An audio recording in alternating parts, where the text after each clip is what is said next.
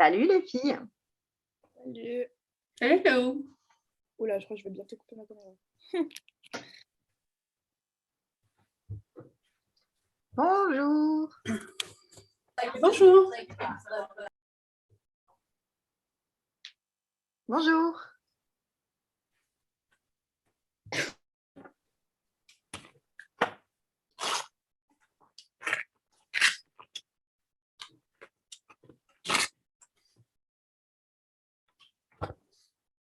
Bonjour Stéphanie, bonjour Marine, bonjour Mathilde. Bonjour. Bonjour. Bienvenue. Je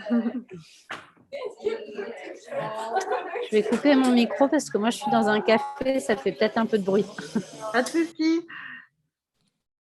On attend encore un peu quelques participantes. On ne sait pas trop combien on est censé être, mais il y a au moins 2 sisters de la promo 1 et 2 sisters de la promo 2 qui vont arriver dans les 10 minutes qui arrivent.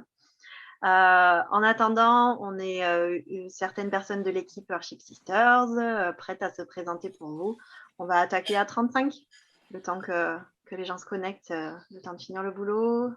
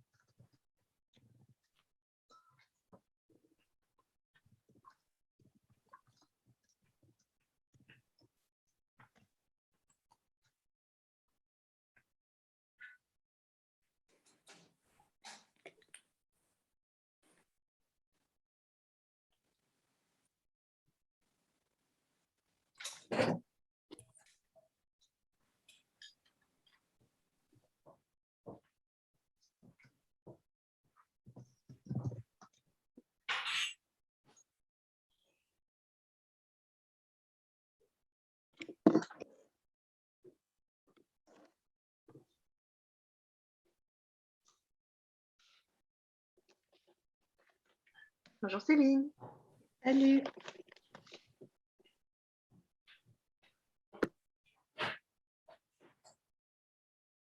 On attend encore 1 minute.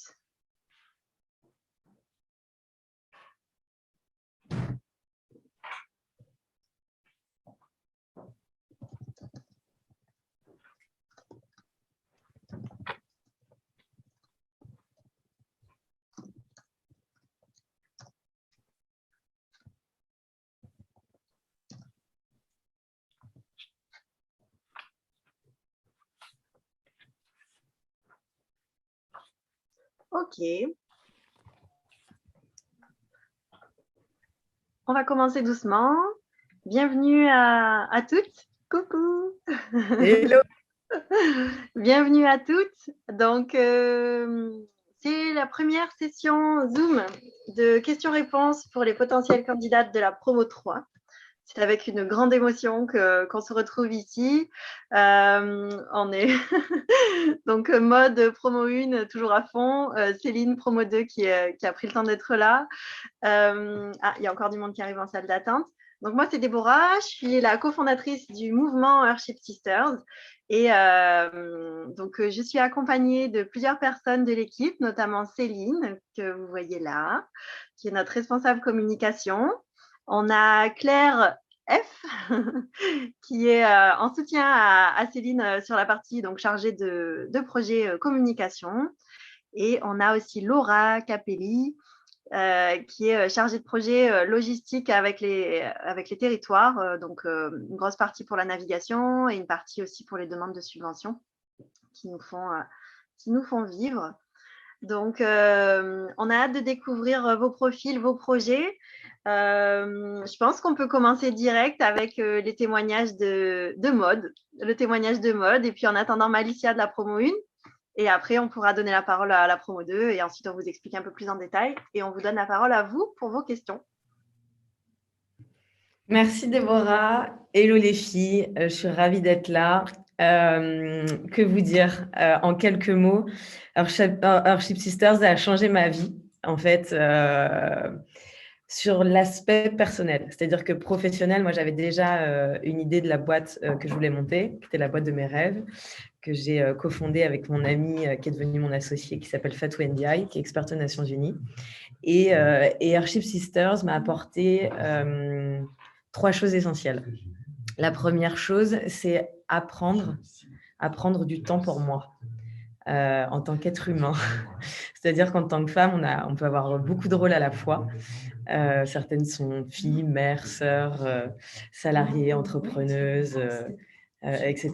Et pour la première fois, j'ai pénétré un espace qui m'a appris à prendre du temps de qualité pour moi. La deuxième chose que ça m'a appris, c'est la sororité. La sororité chez Airship Sisters, c'est ce qui permet de passer de l'ego individuel, de ce qu'on peut connaître dans nos vies. Moi, j'étais salariée dans un grand groupe aéronautique et je ne connaissais que ça, l'ego individuel, qui était assez difficile à gérer pour moi puisque je ne me retrouvais pas du tout dans mes valeurs. Et j'ai découvert l'ego collectif au travers de la sororité. Donc ça, c'est la deuxième chose que ça m'a appris. Et la troisième chose, Airship Sisters, ce que ça m'a appris, c'est que si chacun apporte son talent au service de l'objectif commun, alors la différence est une vraie force.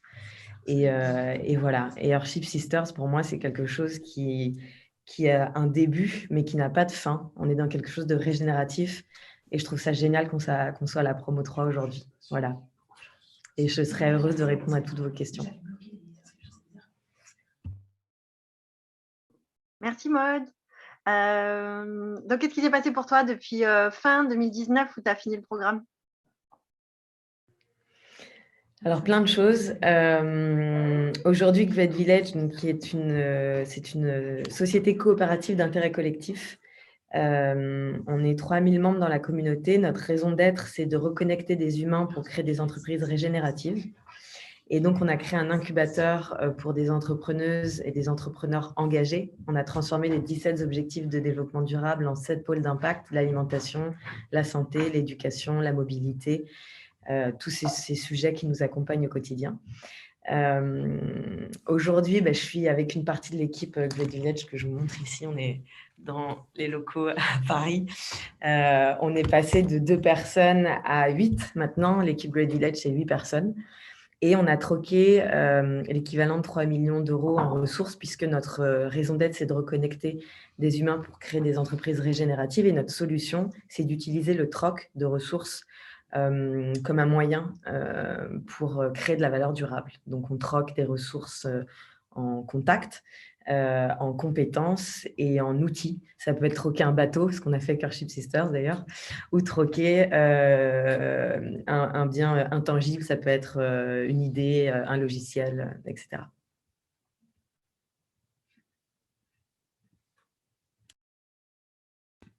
On t'entend, ouais. Ouais, pardon. En attendant d'autres sisters de la promo 1 qui devait venir, on laisse la parole à Céline, qui a fait partie de la promo 2. Bonjour à toutes. Que vous dire? Alors, j'ai un petit peu moins d'ancienneté du coup que Maud. On n'a pas tout à fait fini encore notre programme. Ce qui est certain, c'est que effectivement, on ressort grandi de cette expérience. Moi, je retiendrai 3 éléments. Le premier, c'est vraiment l'alignement. On réfléchit beaucoup à ce qui résonne en nous, et je pense que c'est la base, être aligné avec ce qu'on est, avec ses valeurs, pour pouvoir définir ensuite une raison d'être, une mission par rapport à un projet professionnel. Je retiens aussi effectivement le fait que à travers ce programme, vous allez apprendre à oser agir. C'est assez incroyable. Il y a une force qui se dégage de ce collectif, et en même temps de tous les outils et les accompagnants qui peuvent être autour pour intégrer cet aspect-là. Et puis effectivement, comme l'a dit Maud, moi ce que je retiens, c'est la force du collectif, c'est cette notion, enfin tout cet écosystème. En rejoignant le programme des Airship Sisters, finalement, vous rentrez dans un écosystème qui est pluriel, et qui assurément va vous aider à structurer votre projet, à l'enrichir, à vous connecter ou à vous reconnecter à vous-même et à rayonner. Voilà, après, c'est un programme endurant, il ne faut pas se voiler la face, mais c'est forcément pour en sortir, comme je le disais, grandi. Voilà. Je sais pas si. Et toi, tu fais quoi alors? Aujourd'hui, donc, j'accompagne les entreprises à la transition écologique en mobilisant, comme je dis, avant l'esprit, le cœur et le corps. Et l'idée, c'est voilà, de rééquilibrer notre relation au vivant en faisant évoluer les modèles économiques. Donc, ça passe par des sessions d'intelligence collective, mais aussi par des journées d'immersion en pleine nature. Et je travaille aussi au développement d'un indice de performance, voilà, qui n'est pas encore forcément connu, mais qui, je pense, va dans le sens de l'histoire dans les années à venir. Voilà, je crois que j'ai dit l'essentiel. Merci Céline.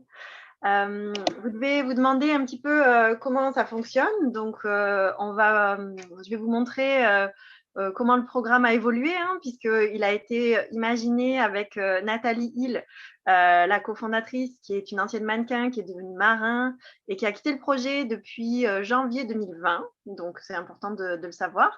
Il a été imaginé donc en février 2018. Et puis, on a tout fait un petit peu au culot. On a posé de base les valeurs qu'on voulait, la méthodologie qu'on voulait. Et puis, on s'est lancé direct. On a mis les premiers likes sur les réseaux sociaux. Et à l'automne 2018, on a ouvert les candidatures. Et Maud a été une de celles qui ont répondu alors qu'on existait de nulle part. On a fait une première promotion avec 14 femmes qui ont été sélectionnées sur une cinquantaine de candidatures en 2019. Donc, c'était un programme de 9 mois avec 5 week-ends de formation et une navigation de 15 jours.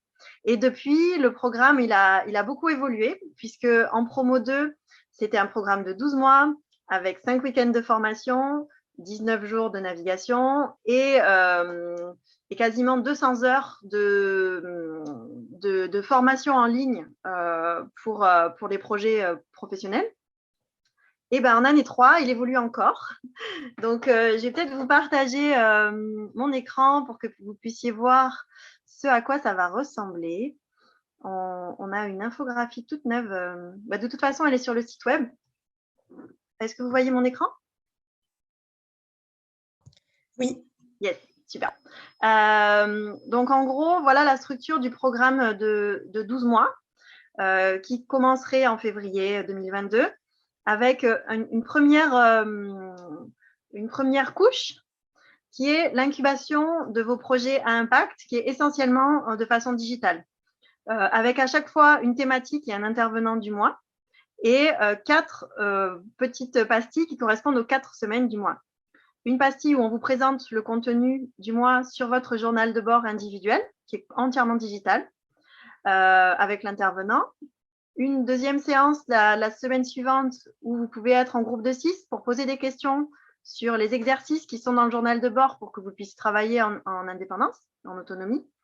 Semaine 3, SOS Sisters pour répondre à vos questions et vous aider à trouver des solutions avec les différents responsables de l'incubateur, de la formation, des coachs, etc. Et semaine 4, évaluation, où on vous fait un retour sur votre présence, votre travail et puis là où vous pouvez vous améliorer. Et donc, à chaque fois, on avance dans ce programme-là avec d'abord un travail sur vous, puis un alignement avec vos projets, puis à la fin, voilà, le développement de son business plan, qui vous permet ensuite d'aller voir les banques, etc. Donc, ça, c'est la partie incubateur. Ensuite, il y a la partie formation en leadership pour pouvoir, vous voyez, c'est groupé au départ pour pouvoir vraiment vous révéler votre potentiel pour que vous puissiez développer vos projets avec la plus grande force possible. Le programme, il est conçu pour être compatible avec la vie pro et la vie perso. Donc, si vous êtes en poste, c'est possible normalement. Après, comme le disait Céline, c'est exigeant parce que là, voilà, ça vous prend déjà… ça vous prend, en gros, ce qu'on a calculé, c'est que la partie digitale vous prend en gros 10 heures par mois, avec le travail individuel que vous pouvez mettre sur votre journal de bord, à minima 2 heures par semaine. Et ensuite, il y a les week-ends, il y a 5 week-ends dans l'année à vous bloquer pour pouvoir se retrouver en présentiel dans des lieux naturels d'exception, pour se couper du monde, un petit peu comme le disait Maud, et pour voir voilà, vraiment comment moi, je peux révéler mon leadership en individuel et grâce à la puissance de la sororité. Et enfin, donc, il y a une troisième couche, qui est la couche ambassadrice de l'environnement, voilà, qui arrive cette année de façon vraiment officielle parce qu'on avait besoin de recul sur le programme, on avait besoin de créer une communauté. Donc là, avec 3 promotions, on peut dire qu'on commence à avoir une communauté et qu'on va pouvoir mener des actions collectives, et notamment la grande navigation, les fils rouges pour inspirer les scolaires, soutenir les femmes en insertion professionnelle, parce qu'en fait, quand on fait partie du programme et qu'on révèle son potentiel, on a la possibilité de pouvoir être un rôle modèle pour les autres, de dire bah oui, voilà, je suis comme tout le monde, mais en réalité, regardez ce que j'essaye de faire parce que j'ai envie de passer à l'action, ce qui me correspond vraiment, c'est ça, et mon projet, il va dans le sens de ça, je vais le faire à ma hauteur, à ma façon, et d'en parler pour pouvoir inspirer les autres. Donc, il y a les dates de la grande navigation, le format même de la grande navigation n'est pas figé. On est en train de réfléchir à potentiellement la couper en deux. Donc, pour le moment, les dates des week-ends sont justes, mais la date de la navigation, on vous communiquera ça plus tard. Ensuite, je voulais revenir un petit peu sur Earthship Sisters en général. Et après, je vous laisse la parole. À la base, ça a été créé pour se dire, moi j'étais scientifique au départ, je suis spécialiste des albatros et de la biodiversité qui disparaît en général. J'ai fait beaucoup de modélisation mathématique pour pouvoir expliquer ces déclins avec les différentes activités humaines. Et en réalité, ce qui m'a frappé et ce qui nous a frappé avec Nathalie, la cofondatrice, quand on a créé Earthship, c'est qu'aujourd'hui, tout le monde sait qu'il faut passer à l'action. Peu de gens savent comment s'y prendre vraiment. Donc, nous, on se dit que c'est à partir de la création d'une activité professionnelle qui a du sens pour nous et qu'en plus, on ne peut pas le faire tout seul. Donc, c'est pour ça que Earthship Sisters, c'est tout un écosystème pour lequel on accélère le leadership environnemental. Donc, vous entrez dans le programme pendant 1 an.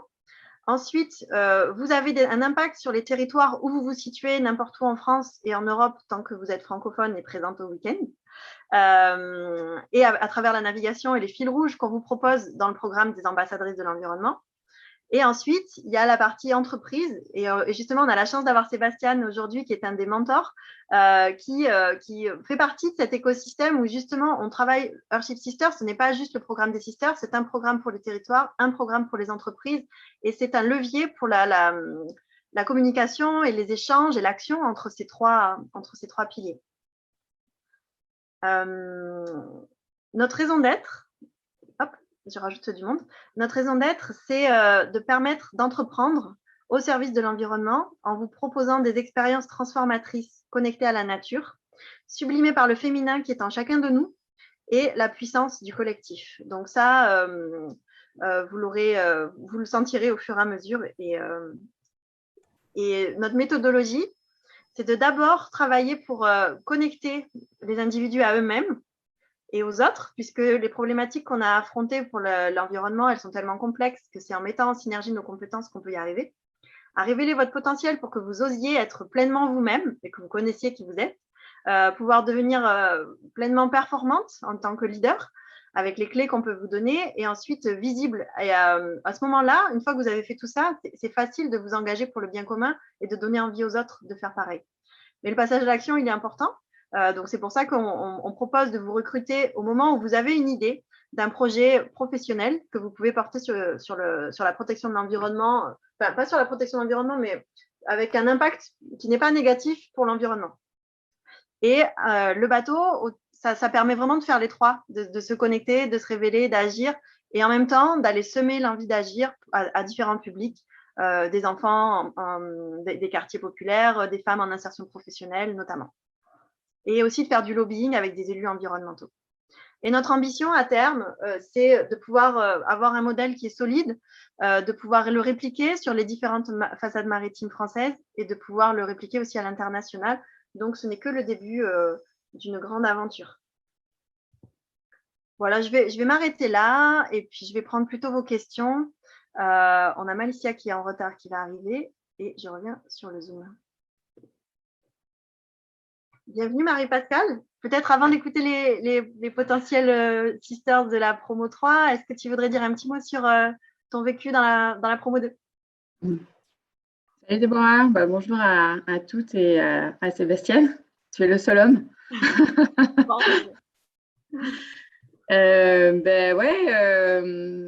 L'aventure n'est pas terminée en fait. Encore. Nous sommes encore dedans et donc c'est une sacrée expérience. Ce que je peux dire, c'est que c'est une vraie aventure avec plein d'émotions, plein de moments à vivre, plein d'expériences à vivre. En tout cas, moi, j'ai vécu une belle année très riche. 2021, c'était quand même pas une année gagnée à la base. Et je pense que toutes, on a postulé parce que aussi, on avait besoin de se retrouver. En tout cas, moi, c'était mon cas. J'avais besoin de vivre un truc qui, après l'année 2020 pourrie qu'on avait vécue, j'avais vraiment besoin de vivre quelque chose de collectif et puis de vivre ce genre d'expérience. Pour moi, c'est très, très fort et très inspirant. Et du coup, c'est ce que j'ai vécu, une vraie expérience où on a pu se rencontrer, être ensemble et puis affronter ensemble nos difficultés par rapport à nos différents projets.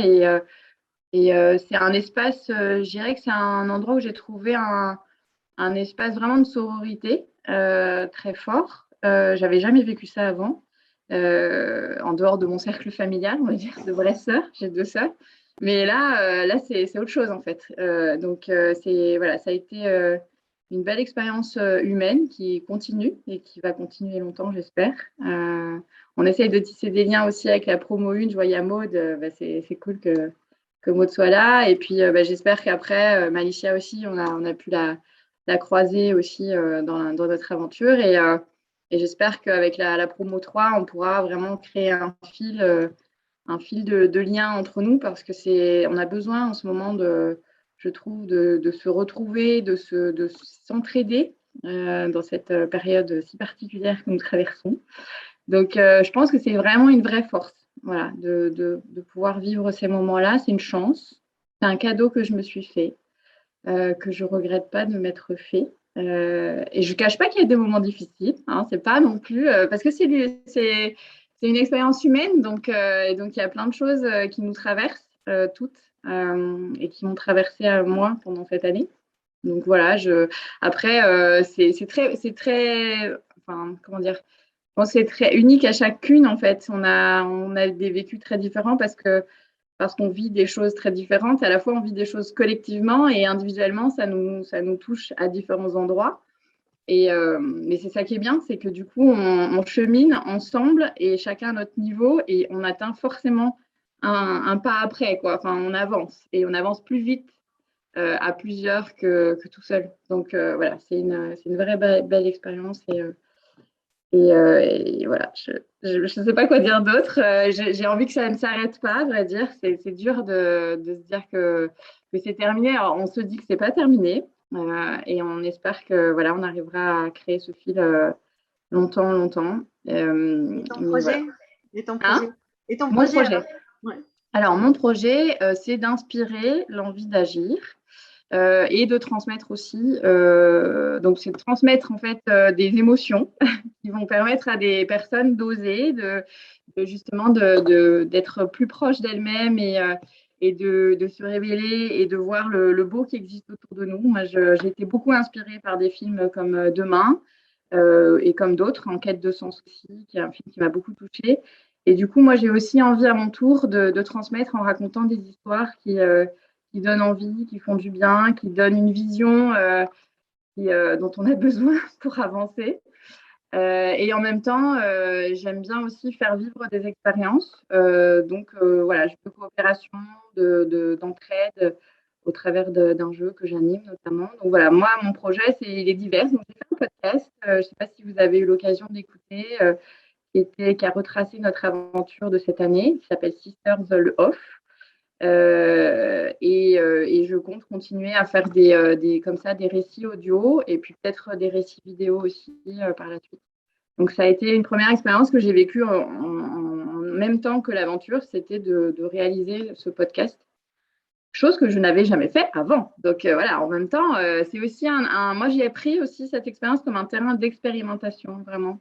Je me suis beaucoup observée aussi, ce qui me plaisait, ce qui me plaisait pas, parce que j'avais un projet qui était ça, d'inspirer l'envie d'agir, mais sans avoir vraiment on va dire, de projet hyper arrêté. Je savais juste que j'avais envie de transmettre mon énergie, mon envie. Voilà. Après, sous quelle forme, je savais pas encore exactement. Et l'idée du podcast est née naturellement quand je suis arrivée et que j'ai vu 16 belles femmes, plus toute la team devant moi comme ça, comme un zoom là. Et je me suis dit, ouais, il faut qu'on raconte ce qu'on vit, quoi. Donc voilà, c'est ce que j'ai fait. Merci Marie-Pascale. Et donc, tu te découvres une âme de slasheuse, pour laquelle un projet ne suffit pas, Non. mais donc plusieurs projets qui se groupent toujours dans le domaine artistique et tu es très douée pour ça. Donc, vraiment, merci pour le podcast. Je vous invite à l'écouter. On vous l'a mis dans le chat. D'ailleurs, il y a Céline qui vous pose des questions. Si vous voulez qu'on reste en contact avec vous, de nous donner vos adresses mail. Sébastien, je t'oublie pas, je te donnerai la parole juste après. Mesdames, donc Adèle, Colline, Marine, Stéphanie, Aude, Mathilde, est-ce que vous avez des questions? Et si oui, j'aimerais bien que vous preniez la parole en disant, ben voilà, je m'appelle Marine, ou je m'appelle un tel, je viens d'où, qu'est-ce que j'aimerais porter comme projet au sein d'Earthship Sisters, comment j'ai entendu parler de vous et quelles sont mes questions? Bon, allez, je me lance comme j'ai été pris comme exemple. J'espère qu'il n'y aura pas trop de bruit parce que je suis dans un café. Donc, je m'appelle Marine. Je viens à la base de Normandie, mais aujourd'hui, je vis entre la Normandie, Hossegor et Paris. Et voilà, que dire d'autre? Moi, j'ai entendu parler d'Earthship Sister parce que je suis passionnée par l'océan et donc, du coup, je suis un petit peu tous les projets qui sont en lien avec ça. Et en fait, moi, donc, j'étais juriste à la base il y a à peu près 3 ans. Donc, je voulais faire juriste pour protéger les océans, mais la vie a fait que j'ai fait complètement autre chose.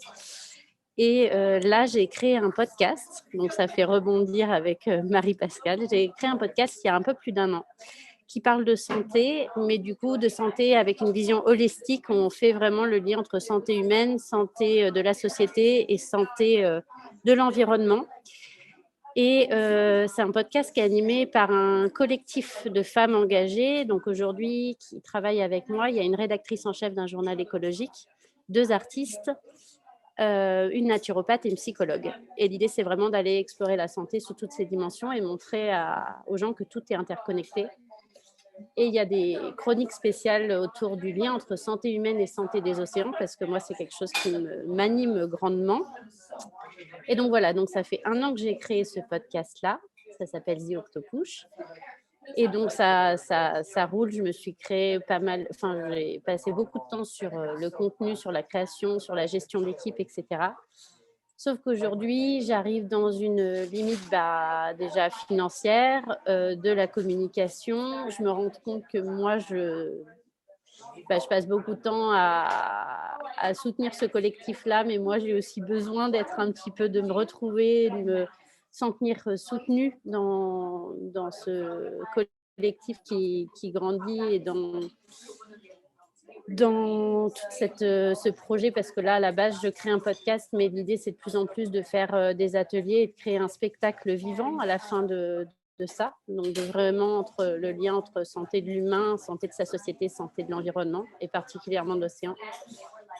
Donc, je fais grandir de plus en plus ce projet-là, mais aujourd'hui, je me sens, là, j'ai besoin de me faire accompagner pour justement autour de tout ce qui est la communication, le financement, de moi me retrouver aussi un petit peu après 1 an où j'ai donné beaucoup. Donc voilà, donc quand j'ai vu le programme de Earthship, oh là, j'ai du mal. Bon, bref, votre programme, ça a beaucoup résonné en moi et voilà où j'en suis aujourd'hui. C'est un bel exercice de diction, hein, Earthship Sisters. Il faut apprendre à dire 5 fois sans s'arrêter. C'est très drôle. On a toutes galéré, hein, je te rassure, Marine. Et ça arrive encore. Hein, ça arrive encore. Ok, bah, peut-être on fait un tour de présentation et après on fera un tour de questions. Alors, Adèle?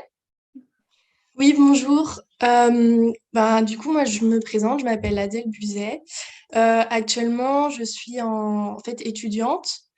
Du coup, je m'intéresse à tout ce qui est agronomie depuis maintenant le lycée et depuis toute petite à l'environnement naturel et de plus en plus à la protection de l'environnement. Et du coup, je me suis renseignée pendant la période de confinement sur tout ce qui était lié à des projets euh, des projets d'équipe auxquels je pouvais participer, notamment pendant mon année de césure, parce qu'à partir de février, ça tombe bien, j'entame un an du coup de césure. Avec ma formation, ils permettent de couper la théorie. Entre autres, j'aimerais faire des stages et je me suis dit pourquoi pas essayer de aussi prendre du temps pour évoluer et comprendre un peu comment porter un projet, comment euh, créer et innover, parce que c'est quelque chose qui m'intéresse en fait dans mes études, d'aller vers l'innovation, vers la création de projets et pourquoi pas aussi découvrir au travers du programme des personnes qui en fait se lancent en start-up, voir comment ça fonctionne. Et en fait, je suis de nature très curieuse, donc c'est pour ça que là, je suis là ce midi. Mais c'est vrai que je me pose beaucoup de questions sur ma place dans ce programme. Je sais pas trop si en tant qu'étudiante, ça peut... Enfin, c'est sûr que ça m'apportera quelque chose, mais est-ce que ça peut être vraiment pas trop en décalage avec le but et aussi en général la plupart qui doivent postuler, en fait, on doit peut-être avoir plus de projets, plus concrets, mais du coup, je suis intéressée aussi de savoir si c'est déjà arrivé d'avoir des étudiantes. Euh, voilà, donc je sais pas si Ok. Bah, je te réponds tout de suite. Donc, c'est une année de césure entre quel niveau et quel niveau? Alors là, donc j'ai pas précisé, je suis en l'équivalent de bac plus 4. Attends. En coloc. Oui, pardon. Donc l'équivalent d'un bac plus 4, donc c'est du coup une deuxième année en école d'ingénieur et donc ça serait avant de me spécialiser. Donc c'est pour ça que là je suis en année de césure, c'est pour savoir à peu près ce qui m'intéresse, tester de nouvelles choses, sortir de la théorie et puis aussi pouvoir bouger un peu parce que bon, on est resté un peu enfermé avec les cours l'an passé, un peu trop. Donc voilà, c'était parfait en fait quand j'ai vu les dates. Après, c'est vrai que j'ai des petits doutes sur si c'est faisable avec des stages de partir dans un projet pareil. Mais je suis là pour justement voir si c'est faisable. Ok. Alors, moi, je pense que c'est une très bonne idée de faire ça en année de césure. C'est vrai que c'est des choses à faire quand on est. Au plus tu es jeune, au plus ça t'oriente sur ta carrière par la suite. Après, chaque personne est très différente. Nous, ce qu'on demande, c'est quand même d'avoir un projet. En tout cas, on sent que tu as la motivation et ça, c'est un grand point important. Ce qu'on demande, c'est d'avoir une idée de projet que tu as envie de développer. Donc, l'idée, elle peut évoluer pendant le programme, mais en tout cas, pour ta candidature, si tu candidates, tu devras défendre un projet que tu voudrais développer. On a déjà eu des étudiantes. Cette année, on a Alexandra qui est en train de finir son master. Elle est en plein mémoire et ça a été un peu difficile pour elle de concilier les deux quand même. Parce que le mémoire, ça demande du calme, de la réflexion. Et puis avec le Covid, c'est vrai que ça a été une année compliquée. On a aussi des femmes plus âgées, mais qui continuent de se former ou qui sont en poste. Et donc, pour moi, c'est pas incompatible. Ça dépend des choix que tu fais. Et en première année, on avait Julia qui venait de terminer son master. Donc, on a déjà eu des jeunes. Il n'y a que Alexandra cette année qui était en train de faire ses études, à moins que j'ai oublié quelqu'un. Si vous voulez me compléter. Non, je crois que c'est tout. Après, la plus jeune, c'était Lorraine, qui avait 24 ans quand elle a démarré. Ouais, et Lorraine, elle venait de finir son M2 aussi, je crois. Hein. Ouais, mais ouais, elle bossait déjà. Mais à la limite, j'ai envie de te dire, moi, d'elle, c'est pas plus mal. Si tu es vraiment en césure, Enfin, je trouve que ça peut être vraiment chouette pour toi. Après, c'est vrai que je sais pas comment, Déborah, tu veux orienter le truc. C'est vrai que si tu n'as pas une idée, mais tu as déjà des aspirations, j'ai envie de dire. Donc, mais, Ouais, je trouve nous, le paramètre clé, c'est d'avoir envie de créer quelque chose. D'avoir envie de créer quelque chose. Donc, quelque chose avec un impact sur l'environnement. Donc là, je ne sais pas, il faut que tu trouves ce qui te plaît. L'exemple de Marine juste avant sur le podcast et comment transformer ça en plus gros, tu vois, c'est un peu plus concret. Ok, donc c'est possible d'avoir le temps de réfléchir pendant le programme ou c'est quelque chose qui est important d'important d'arriver avec déjà la réflexion faite ou c'est... On a tous les cas de figure. On a des sisters qui candidatent avec des idées hyper claires et qui vont tracer leur route. On a des sisters qui candidatent avec des débuts d'idées et qui vont la tenir jusqu'au bout, ou alors qui vont la faire évoluer, la changer ou la retourner complètement.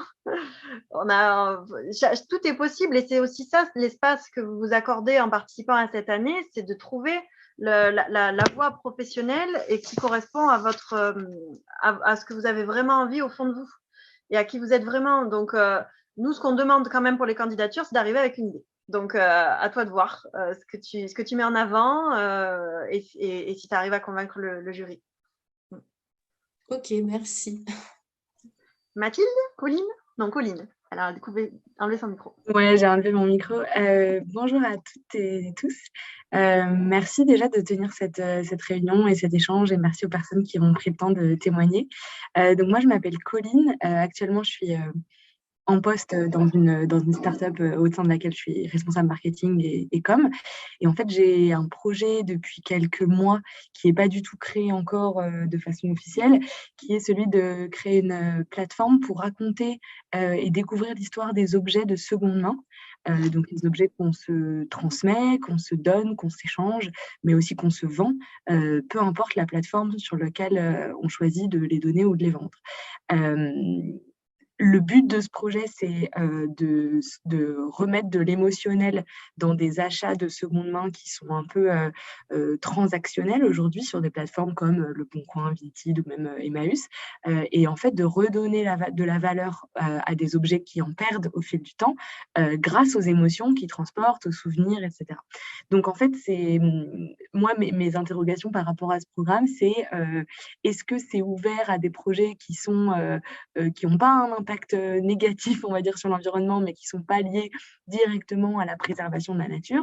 Parce que moi, ce qui me fait vibrer, on va dire, c'est de contribuer par ma force de travail et mon activité professionnelle à inciter les gens à avoir des comportements plus éco-responsables et donc se tourner vers la seconde main plutôt que vers le neuf. Pour moi, c'est un geste ultra facile que tout le monde peut faire. Et là, à l'approche de Noël, on en entend quand même pas mal parler. Et puis finalement, ça reste au niveau assez ah oui, il faudrait que. Et puis finalement, les gens passent pas trop à l'action. Donc moi, ce que j'aimerais bien faire avec cette plateforme, c'est aussi de donner de la visibilité à des objets qui sont disponibles, on va dire, à la vente ou au don et qui ont des histoires incroyables pour qu'on ait très envie de se les procurer ou de les offrir, etc. Et que ça devienne vraiment des objets de désir autant que des choses neuves, quoi. Donc voilà, ça c'est pour le projet. Et sur les questions que j'ai, c'est plutôt autour de est-ce que c'est ouvert à des projets qui ne sont pas directement en lien avec l'océan ou la nature. Et ensuite aussi sur la différenciation par rapport à d'autres structures d'accompagnement. Quels sont les principaux points quand vous avez créé Earthship Sisters, où vous vous êtes dit on va être différent pour ceci, cela. Et puis la dernière question, c'était par rapport au prix. Est-ce que c'est éligible au CPF? Est-ce qu'il y a des possibilités? Parce que c'est vrai que ça représente quand même une somme à investir. Tout à fait. Merci Colline, trop cool ton projet. Alors bien entendu que c'est ouvert à des projets qui ont un impact sur l'environnement de façon très indirecte. C'est justement nous-mêmes, si tu te mets à notre échelle, que nous on porte un projet à impact environnemental pour que vous portiez un projet à impact environnemental pour que les gens aient un impact environnemental réduit. Donc de toute façon, Earthship Sisters, ça a vocation à être quelque chose de très systémique qui fait changer avec la spécificité de chacune des personnes qui sont dans l'écosystème. Que ce soit des entreprises, des territoires, des sisters qui ont des idées plutôt dans la mode, plutôt dans la seconde main, plutôt dans la santé ou plutôt dans une école d'ingénieurs, par exemple. Donc, tu vois, ça, c'est clair que c'est totalement ça. Et sachant aussi que, je ne sais plus la stat, je crois que c'est 80% des jobs du futur n'existent pas encore. Et quand tu vois la quantité d'enjeux qu'il y a, clairement, là, tu es en train d'inventer un des jobs du futur. Et on est à fond. Donc, première question, c'est bon. Deuxième question, comment est-ce qu'on se différencie des autres structures d'accompagnement? Alors, déjà, on est à la fois un incubateur, à la fois une formation en leadership et à la fois, c'était les 3 couches sur l'infographie, là, à la fois un collectif engagé de femmes qui sont visibles pour leurs actions, pour l'environnement. Et en plus, on fait du bateau. Donc déjà, ça nous différencie quand même pas mal. Par rapport à d'autres incubateurs, et nous-mêmes, Earthship, on est passé par un incubateur aussi. Moi, je suis passée par une couveuse et un accélérateur. C'était relativement impersonnel. On te filait des outils, on ne te suivait pas. Le collectif qui se formait, il était sympa, avec du soutien, mais ce n'est pas la même dimension que ce qu'on vous propose là. Nous, la formation en leadership, c'est ce que je disais au départ, elle vous permet de vous comprendre, de vous assumer pour pouvoir aligner un projet professionnel en lien avec ça. Et ensuite, dans la façon dont on déroule l'incubation de votre projet, elle est pensée spécifiquement pour les femmes qui ont un moyen d'apprendre et de travailler qui est quand même différent que les hommes. On l'a bien ressenti cette année avec la promo 2. Elles ont besoin d'un peu plus de relationnel, elles ont besoin d'être plus en collectif, elles ont besoin d'un effet miroir, elles ont besoin de notions sur pourquoi les femmes, elles ont besoin de notions pour se sentir légitimes par rapport à la posture sur l'environnement. Et donc tout ça, c'est vraiment des choses qui sont spécifiques à chez nous par rapport à un autre incubateur lambda qui peut être très bien avec un bon collectif et des experts, mais il n'y aura pas ce mélange de dimensions et je dirais cette visibilité sur les territoires et cette relation avec les entreprises. Enfin, voilà, tu vois un peu le truc. Vas-y. Et par rapport à ça, est-ce que tu vois, par exemple, moi, un de mes enjeux pour les prochains mois, alors bon, j'espère que février, j'aurai quand même avancé sur ça, mais ça va être de trouver des personnes pour m'associer parce que j'aimerais bien ne pas être seule. Je ressens vraiment que j'ai envie de construire quelque chose avec quelqu'un ou plusieurs personnes. Est-ce que au-delà des personnes qui vont participer au programme en s'inscrivant et en étant sélectionnées, il y a aussi des événements ou des choses qui sont faites pour réunir finalement une audience intéressée par ça d'un point de vue, tu vois, je sais pas, je dis comme exemple, par exemple, des startup week-ends, tu vois, où les gens vraiment se réunissent autour de quelques projets pour faire graviter finalement, enfin pour attirer des personnes qui ont envie de s'impliquer, mais pas forcément pour rejoindre le programme d'accélération. Mais est-ce qu'il y a des événements comme ça ou pas tellement? On n'est pas encore... on organise un maximum d'événements où justement on fait venir notre écosystème et après on vous met aussi à disposition des opportunités d'organiser des événements de votre côté en se servant de ce que Earthship Sisters vous apporte comme un tremplin pour pouvoir être visible. Donc, non, on ne participe pas à des startup week-ends, par exemple. Ça, c'est un autre écosystème qu'il va falloir te créer à côté, je pense. Maintenant, l'important aussi, c'est que tu puisses exprimer des besoins au fur et à mesure du programme et qu'on essaye d'y répondre avec les capacités qu'on a. Parce qu'en général, quand il y en a une d'entre vous qui a besoin de quelque chose, il y en a une autre qui en a besoin aussi. Et c'est comme ça qu'on construit et qu'on améliore le programme d'une année à l'autre.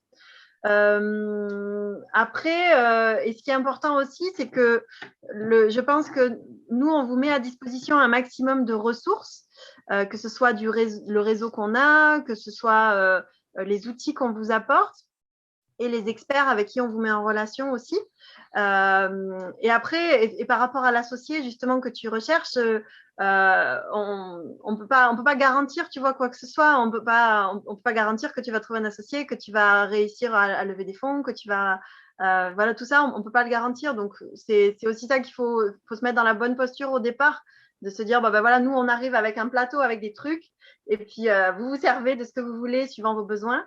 Vous nous exprimez vos besoins pour qu'on rajoute des trucs sur le plateau. et puis après, se passe ce qui se passe en fonction aussi de votre engagement et de ce que vous allez faire dans votre écosystème à vous. Ok. Voilà. Et en ce qui concerne le prix, bien entendu, c'est un prix conséquent. Ce qu'on a mis sur le site web, donc il y a 3 tarifs.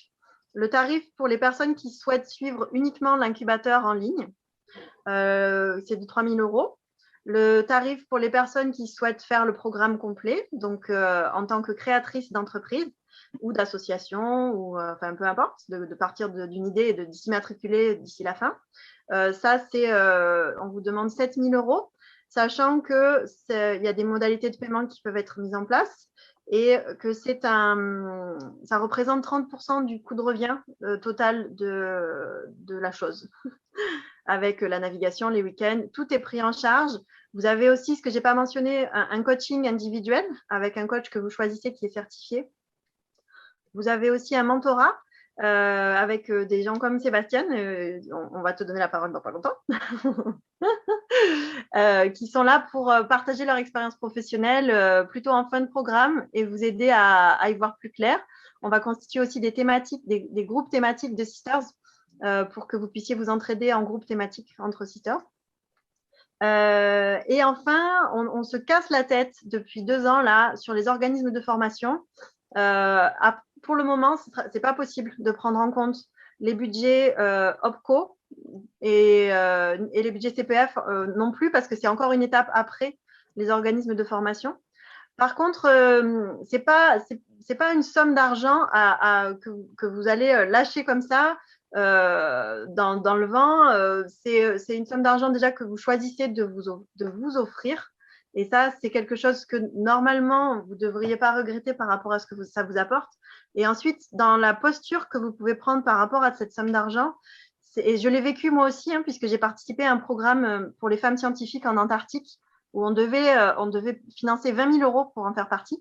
Et je n'avais pas 20 000 €. Et donc, et là, on prend la même posture, c'est-à-dire qu'on se dit que vous rentrez dans un programme pour devenir des entrepreneurs de l'environnement, que vous avez un processus à vivre avec un storytelling, une histoire qui vous est propre, et qu'on vous accompagne dans les premiers mois du programme pour que vous puissiez raconter votre histoire, aller voir la presse, faire le point sur votre écosystème de partenaires et lancer éventuellement un crowdfunding ou des événements de levée de fonds pour que ça vous rembourse une petite partie ou plus, si vous vous débrouillez bien, de la formation.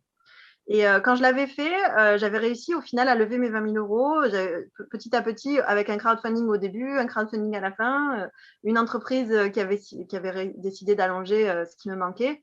Et au final, je m'étais débrouillée comme ça. Et la force de ce truc, c'est que quand votre projet il est prêt, ça vous crée déjà l'écosystème qui est disponible pour votre service, pour votre produit ou votre service. Je pense typiquement au projet que vous avez présenté, Colline et Marine.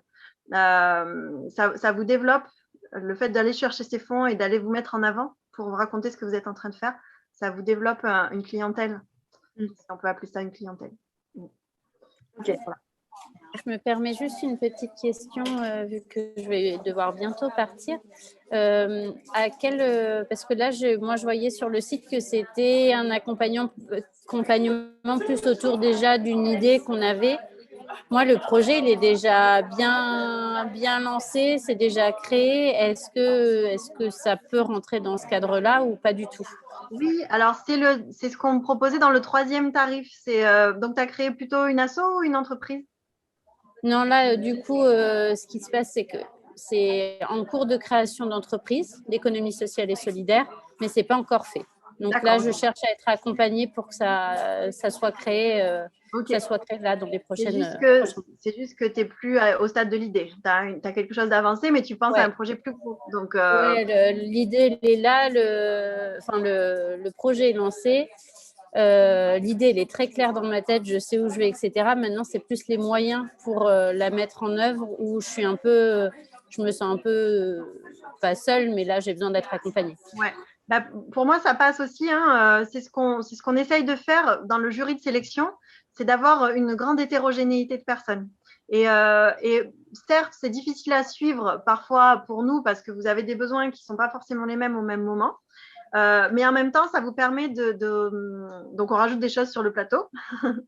Et en même temps, ça nous permet de pouvoir de vous de pouvoir avoir une vision de ce que les autres sont en train de faire et du coup d'apprendre sur ce que vous êtes en train de faire.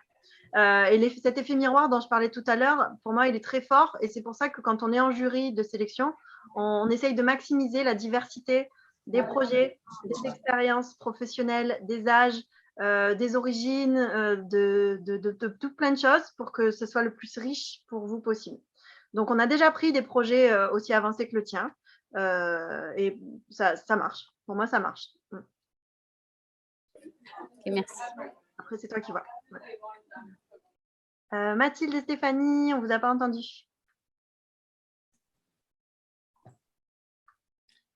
Alors, moi, j'ai entendu parler du programme par Céline Pagès, que j'ai vu parce qu'elle fait partie de Cabriès en transition et je suis sur Book en transition, la ville voisine. Elle m'a parlé de ça la semaine dernière et puis du coup, après, j'ai trouvé effectivement sur LinkedIn que vous faisiez une réunion d'information et ça m'intéressait de voir ce qui vous animait dans l'accompagnement des personnes. Moi, mon projet, en fait, donc, je suis également de formation juridique. Moi, j'ai 50 ans et là, en fait, j'ai eu envie de changer complètement mon job, de retrouver quelque chose qui a un peu plus de sens. Et du coup, là, mon projet, c'est d'accompagner plutôt les PME, les TPE, les petites organisations du territoire à faire de la RSE, à intégrer les éléments du développement durable dans leur fonctionnement et les accompagner sur ces sujets-là parce qu'elles n'ont pas le temps et souvent pas les moyens en interne de progresser. Alors, ce n'est pas que l'écologie qui m'anime, même si effectivement, je suis assez impliquée localement sur des projets écologiques avec Book en transition, avec un jardin partagé en permaculture, un projet de grappe photovoltaïque. Mais ce qui me plaît aussi dans la RSE, c'est tout l'aspect humain et notamment tout ce qui peut être l'insertion des personnes handicapées, etc. Voilà, donc du coup, moi, je sais à peu près ce que je veux faire. Ce qui me paraît difficile, c'est surtout d'être seule. Alors, j'ai toujours travaillé en entreprise, donc dans des équipes. Et que là, mon projet, effectivement, il faut que je trouve les ressources moi-même et je pense que j'ai besoin d'accompagnement. C'est pour ça que un projet comme Airship Project, ça peut m'aider à avoir des soutiens de relations et puis un peu plus de punch au quotidien, quoi. Tout à fait. Merci Stéphanie. Donc, ma question, mais vous aviez répondu, parce que comme j'ai 50 ans, je me suis sentie un peu vieille par rapport au profil des gens qui se sont présentés. La doyenne, elle a 62.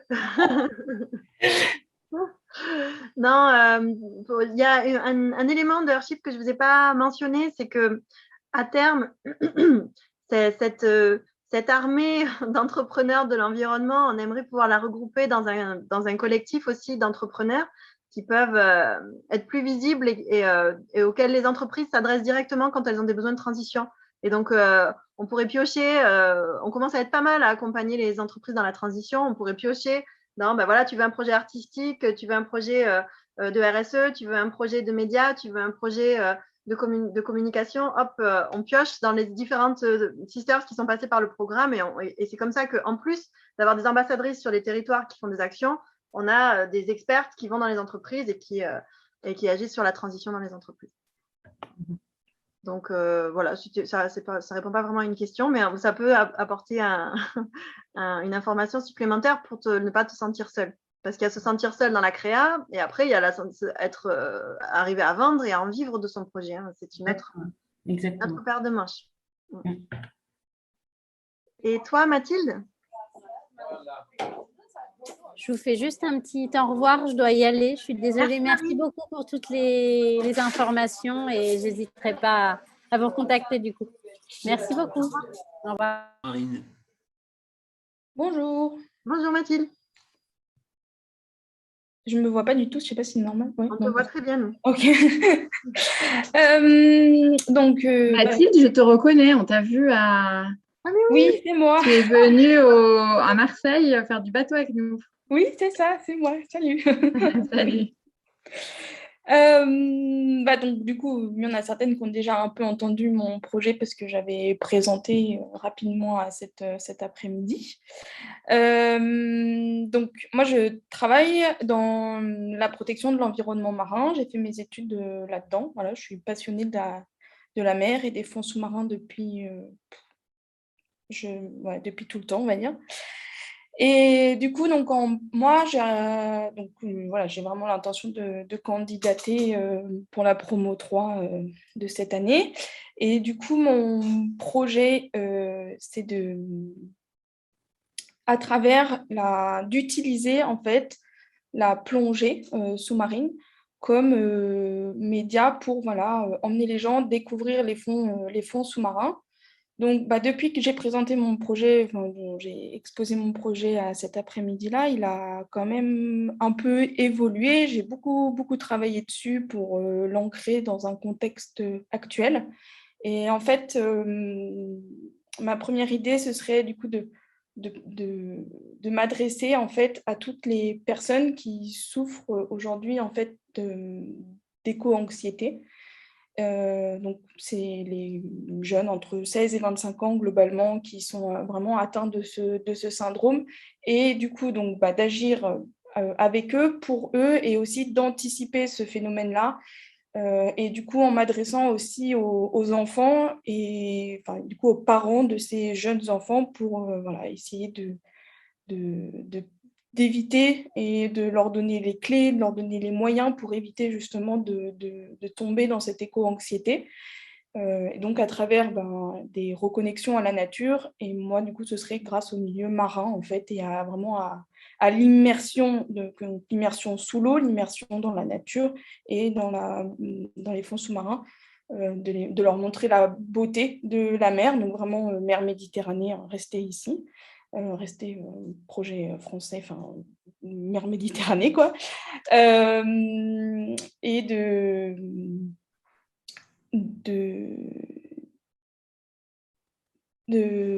les aider par cette reconnexion à la nature, avoir une transmission de connaissances, mener des pistes d'action, de réflexion avec eux, pour qu'ils puissent ensuite agir, parce qu'en fait, ces personnes qui sont atteintes d'éco-anxiété, paradoxalement, elles ont vraiment du mal à passer à l'action et à agir. Donc, du coup, vraiment essayer dans un premier temps, faire cette reconnexion à la nature par la plongée sous-marine, et ensuite, leur donner des billes et des moyens pour agir individuellement ou collectivement, parce que je pense qu'aujourd'hui, le collectif reste très, très important. Ouais. Merci Mathilde.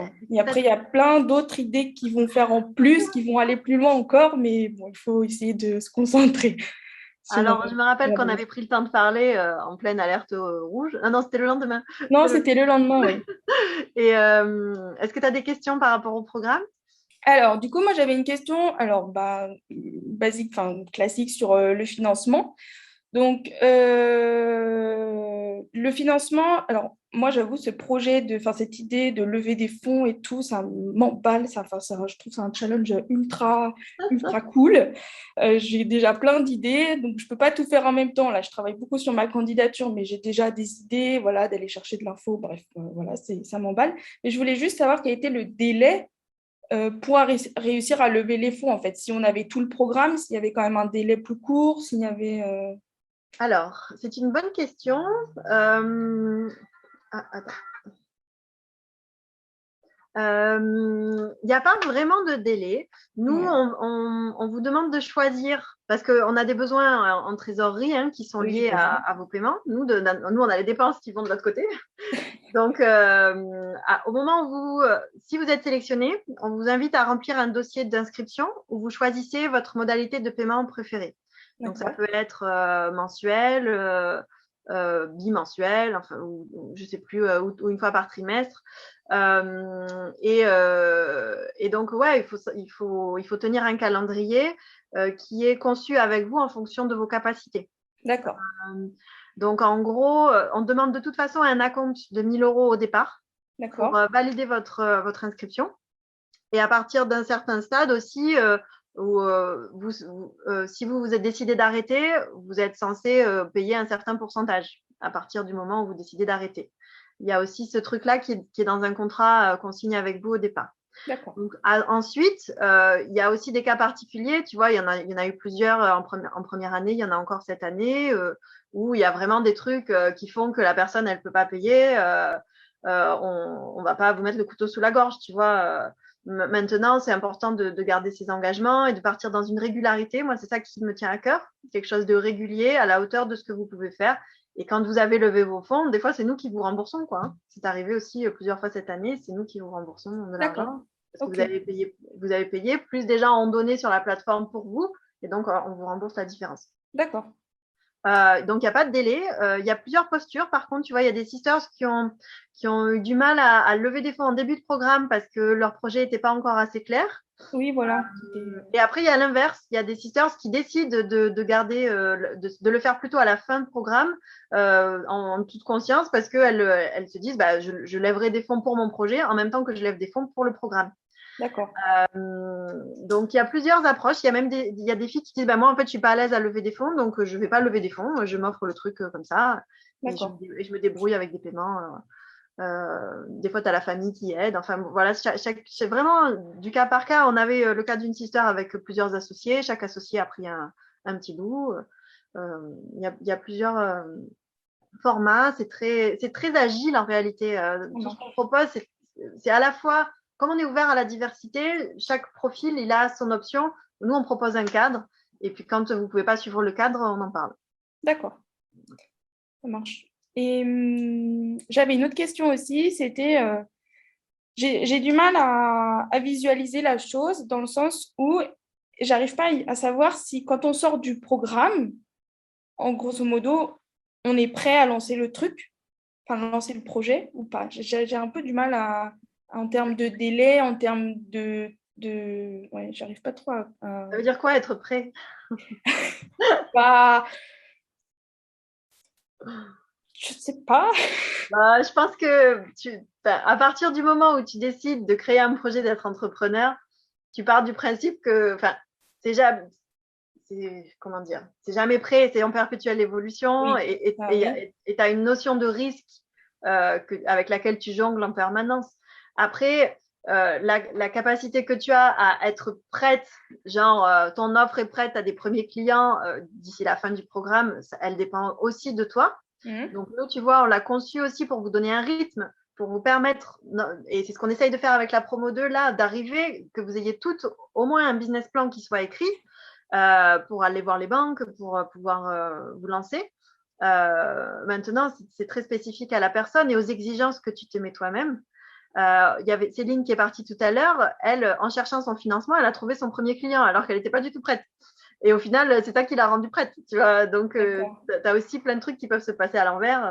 Et en tant qu'entrepreneur, tu te dois de saisir des opportunités que tu te crées. Ok. Ça marche. Bonne question. On ne les avait jamais faites, celle-là. Ouais, en termes de timing, c'était encore un peu flou pour moi. Donc, je me laissais un délai. Du coup, moi, j'essayais de projeter mon projet sur du court ou moyen terme ou long terme. Et voilà, du coup, à un moment, j'ai évoqué une date. On m'a dit, bah non, mais ça, c'est dans trop longtemps. J'étais là, ah bon. Après, c'est toi qui vois. Une campagne de crowdfunding, par exemple, en général, c'est sur 60 jours, mais ça se prépare beaucoup en avance. C'est un vrai engagement au moment où tu la lances. C'est pas juste parce que c'est ouvert que d'un coup les gens ils vont se jeter sur ton lien pour donner. Non, c'est vraiment du cas par cas. Et c'est aussi en fonction de ta personnalité, de ce que tu sens et de ta relation à l'argent, de ta relation à ton réseau. Voilà.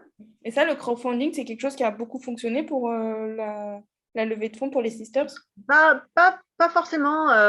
En première année, on en a fait un collectif et je ne sais plus combien on avait levé, je crois 30 000 € en collectif, mais bon, tu divisais par 10 ou 11, il n'y avait pas tout le monde qui avait voulu le faire. Et bon, ça ne faisait pas beaucoup au final. Enfin, ça faisait un tiers du montant qu'elles attendaient. Et puis ensuite, voilà, il y en a qui ont de la famille qui aide, il y en a qui ont des associés qui aident, il y en a qui... là, typiquement, on en a une cette année, elle a eu un boulanger qui lui a filé 5 000 € pour son projet. Un boulanger, donc je ne sais pas comment elle s'est débrouillée, mais c'est possible, tout est possible en fait. C'est Laura. Ah, Laura, ah oui, je ne savais pas. Elle a eu des fonds du CNRS, enfin, elle a levé plein de fonds, ça ne s'arrêtait plus. On a eu une autre personne qui a trouvé des sponsors, des entreprises qui voulaient vivre l'aventure en parallèle d'elle. Après, elle avait déjà un grand réseau d'entreprises, mais moi, je pense vraiment qu'avec du culot et du storytelling, tu peux aller où tu veux. Ouais, moi, je vais essayer ça. Ouais, bah, écoute, je suis ravie d'entendre. J'aurais aimé laisser la parole à Sébastien parce que tu n'as pas beaucoup parlé. Donc, Sébastien, il s'est engagé cette année comme mentor. Donc, c'est la première année qu'on crée un système de mentorat. Donc, pour savoir, dans votre formation en leadership, vous avez un coach que vous choisissez vous qui vous aide sur votre développement perso. Et dans le programme de mentorat, c'est des mentors qui rentrent dans le programme et qui, l'année de la promo 2, là, qui ont choisi une sister et qui l'ont accompagnée en one-to-one. Pour votre promotion, la promo 3, on va plutôt faire des collectifs thématiques de sisters, comme je le disais tout à l'heure à Colline, qui sont accompagnés par des collectifs de mentors. Donc, voilà. Sébastien, comment tu as vécu déjà, pourquoi tu es venu avec nous et comment tu as vécu? Alors, bonjour, merci de continuer à maintenir le fil comme ça du réseau. Je voudrais juste dire à Mathilde en préambule que j'adore la question de Déborah, c'est quoi être prêt? Voilà, petit clin d'œil. Le premier, c'est que déjà, un truc comme ça, c'est qu'un entrepreneur, il se jette dans le vide et puis il construit l'avion au fur et à mesure. Et puis, ça me rappelle la question que j'ai posée lorsque nous avons décidé avec mon épouse d'avoir notre premier enfant. On en a 4 désormais. Et j'ai un excellent ami qui m'a dit, mais si tu penses qu'il y a un moment raisonnable pour faire un enfant, ne fais pas d'enfant. Voilà, donc ça a débloqué le truc et du coup, on a eu, voilà. Juste être prêt, c'est quoi être prêt? Je trouve que c'est une très bonne question que tu as posée, Déborah. En fait, c'est la puissance du réseau qui m'a amené sur Hearthship Sister. J'avais suivi via une amie la première promo, très curieux de cet ovni qui était Hearthship Sister. Et plus je m'y intéressais, plus voilà, ça me plaisait. J'ai bien aimé le parti pris féminin de l'aventure parce que d'abord, j'ai 2 filles parmi mes 4 enfants et que je pense sincèrement que les schémas effectivement, de pensée, de partage, de priorisation féminin vont nous sortir, je pense, dans le merdier dans lequel on s'est foutu. Voilà, enfin, pour le dire très clairement. Je pense qu'on n'est pas du tout sur le même système de valeurs, de compétition. Alors, je ne suis pas non plus dans un angélisme, je ne suis pas fou non plus. Il y a aussi des femmes qui sont très, allez, je vais dire masculines dans leur façon de faire la compétition. Mais en tout cas, ça me parlait beaucoup. Et du coup, j'ai été très honoré, ravi que le hasard de la vie me permette d'être dans ce programme-là. Je ne me suis pas posé la question. Hein. C'est-à-dire, quand on m'a proposé, j'étais juste ravi. J'ai réfléchi à peu près 2,5 minutes.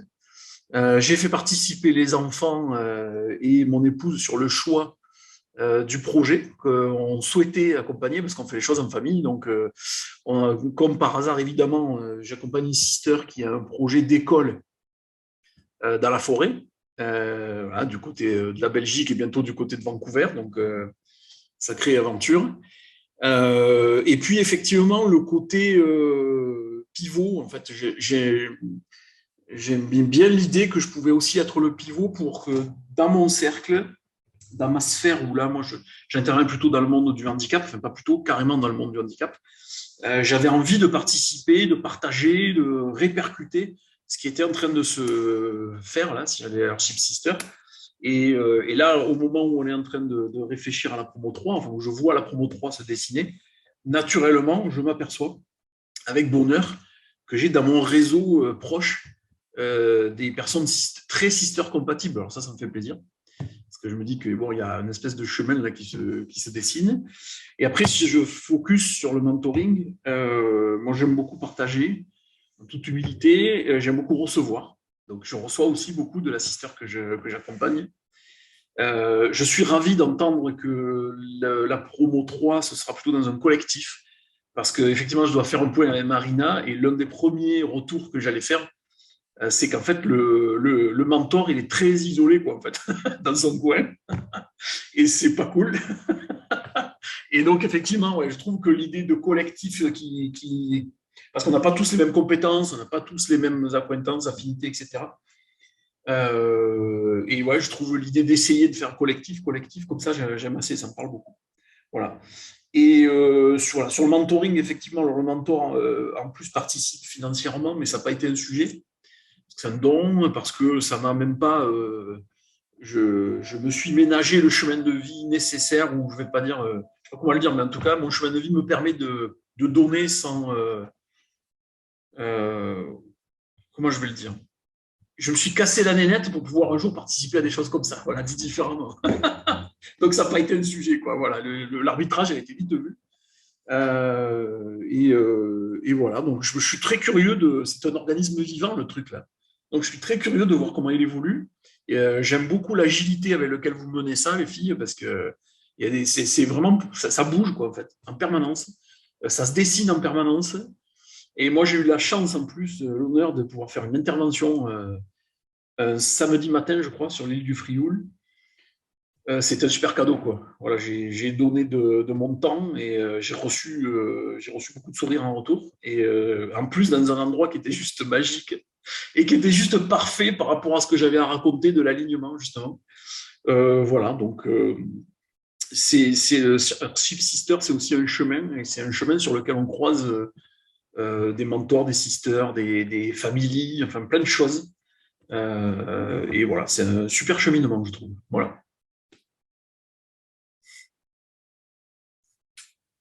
Merci, c'est beau. Ouais, l'agilité, c'est une force, c'est aussi une difficulté pour nous, hein, parce que ça complique pas mal la chose, surtout quand tu rajoutes un Covid en plein dessus. Cette année 2021, elle a été quand même pas mal éprouvante, mais on continue parce qu'on y croit, on y croit beaucoup à cette diversité, cette agilité et cet engagement qu'on a tous envie de prendre. Est-ce qu'il y a des questions qui n'ont pas été abordées pour les candidates potentielles restantes? Je n'ai pas vu Pauline partir. Moi, j'avais une autre question juste totalement pratique. Au niveau des réponses, une fois qu'on a candidaté, quand est-ce qu'on a une réponse? Alors, c'est là que ça va aller très vite. Tu verras quand tu appuies sur envoyer ta candidature, tu auras un message qui t'explique ce qui va se passer. Donc, toi, tu dois envoyer avant le 26 décembre. Nous, ensuite, on a notre mayonnaise interne en 2 phases. Une phase de notation où l'écosystème, justement, peut participer à la notation de vos candidatures sur une grille qui est expliquée sur le site web. Et une deuxième phase où on a un jury qui a lieu le 24 janvier, qui est informé par justement la notation de chacune d'entre vous par au moins 3 personnes différentes, indépendamment. Donc, ce jury-là, comme je vous l'ai dit tout à l'heure, il a pour vocation de diversifier un maximum et de faire en sorte qu'il n'y ait pas des projets qui sont similaires ou des trucs comme ça. Et qu'on ait des candidates qui ont vraiment envie de se dépasser dans cette année qui va être exigeante, qui sera transformatrice et qui devrait vous amener de l'idée à la concrétisation d'un projet ou d'un projet plus grand, comme elle le disait Marine tout à l'heure. Donc voilà. Normalement, l'objectif, c'est de vous appeler dans la soirée du 24 pour celles qui sont prises directes d'office, et de vous laisser seulement quelques jours pour confirmer. Parce qu'on a un événement de rencontre et de passage de relais avec les promos précédentes dans un super lieu le 3 février. Donc, tu vois, ça laisse une dizaine de jours à peine. Et dans la foulée du 3 février, on part direct au week-end 1 dans le Vercors à la neige. Donc, en gros, tout ça, il faut que vous soyez bien prête à le savoir au moment où vous candidatez pour vous organiser, pour que si on vous dit c'est bon, que vous nous dites c'est bon, c'est parti. Et pour nous dire c'est bon, c'est le paiement de la compte, c'est le remplissage du fichier d'inscription où vous choisissez vos mensualités et vous nous envoyez vos cartes d'identité, enfin des trucs un peu officiels.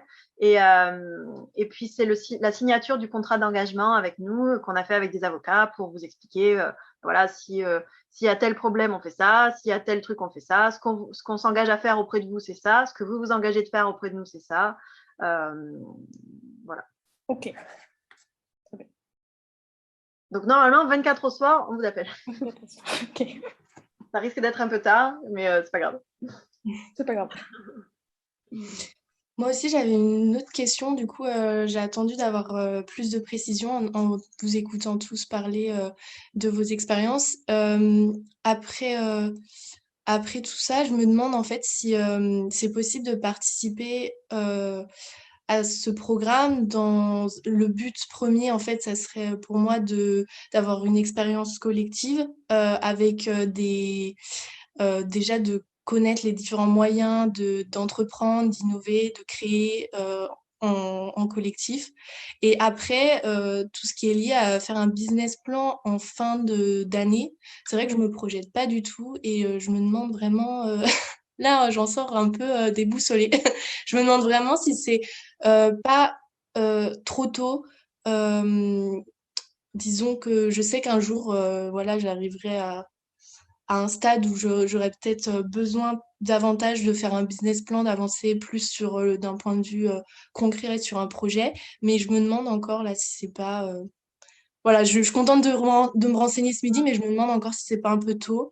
Et voilà, je sais pas si c'est déjà arrivé d'avoir des personnes qui arrivent comme ça, pas très sûres d'elles sur le projet. Oui, c'est déjà arrivé, Adèle, et c'est vrai qu'on s'est dit qu'on essaierait de plus le faire parce qu'on a besoin d'avoir des femmes qui veulent vivre de leur activité, de l'activité professionnelle qu'elles se créent. Peut-être pas au bout d'un an, mais dans les années qui suivent, en tout cas, de se donner les moyens de pouvoir le faire.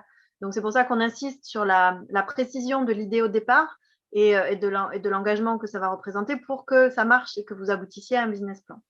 Donc, c'est pas possible et tu l'as vu aussi, comme il y a les 3 couches, tu peux en prendre juste une qui est l'incubateur, mais tu peux pas prendre juste l'autre, sinon ça a pas de sens pour nous, en tout cas dans la façon dont on a conçu le truc. Donc là, c'est toi qui vois, il te reste 1 mois et demi pour voir si jamais avec les informations que tu as eues aujourd'hui, tu arrives à avoir un projet qui te botte, sur lequel tu aurais envie de t'engager. Ou pas, et puis si c'est pas grave. Tu feras d'autres trucs dans ton année de césure et ce sera aussi très bien. Oui. Non, mais je suis contente au moins d'avoir les informations directement par vous et c'est déjà plus vivant que par mail. Oui, tout à fait. Bon, ben, je vous remercie à toutes et à tous. Et donc, le replay, il sera disponible sur la page LinkedIn et Facebook. Et tu veux rajouter quelque chose, Céline ou Stéphanie? Je revois vos têtes. Non, c'est bon? Tout va bien? Ok. Bon, bah, bon appétit pour ceux qui n'ont pas encore mangé. Et puis, à très vite pour les candidatures. Merci, au revoir. Au revoir.